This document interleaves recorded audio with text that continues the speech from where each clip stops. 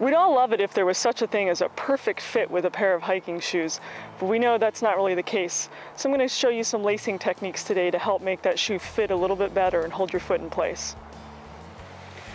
Because everybody has different shapes and volumes in their feet, not one single lacing system or technique is going to work for everyone. If you have a lower volume foot or a low arch to no arch, you may be able to use techniques that put pressure and tension over the top of the foot. If you have a high arch or very high volume foot, that may not work for you. It may put a little too much pressure and restrict circulation. And there may be other techniques that you can use to working around that. So first, just kind of a general double overhand knot to show you is that start to tie your boot like you would start to tie a lace, but go underneath a third time and pull that tight. And it's kind of a lock lace. So there, it's holding tension on its own without a knot being behind it or me holding it. And you're gonna be able to kind of lock this section of the shoe off from this section. So you can almost tension here and here differently by using something like this. This double overhand knot can be used maybe down here, right at the base if you wanted to. You can lock it in here, the low part of the ankle, or even at the very top where you're tying the knot off.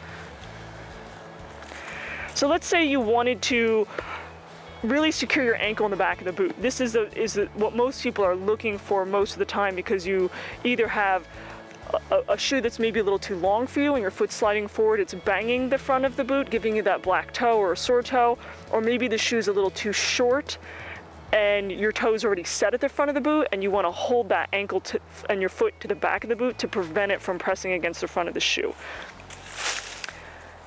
So if this is comfortable for you, you can start with that double overhand knot. Kind of lock off some tension through here. Make sure you do leave enough, fluidity or movement through the laces here for the rest of your foot to be comfortable. And the second part of this gets a little trickier, especially if you have, like I do on this boot, a speed lacing system where the lace moves in and out freely. I'm not gonna be able to secure it there on its own very well. So you would start by going through both speed laces on both sides. So you basically kind of skipped eyelets almost. Then you're gonna take your laces, cross over, like that. And on the other side, we're gonna do the exact same thing. We're tucking that lace underneath the long lace that's coming up between the top two eyelets or speed locks. Kind of makes this web system now. If you watch when I pull this, it's pulling from here and here, so you've got a top and a bottom point that are pulling into more of a central location. You can see how that really snugs the ankle of that boot up on me. And I would do another one of those double overhands. Pull this tight to get that tension, and then put that knot behind it.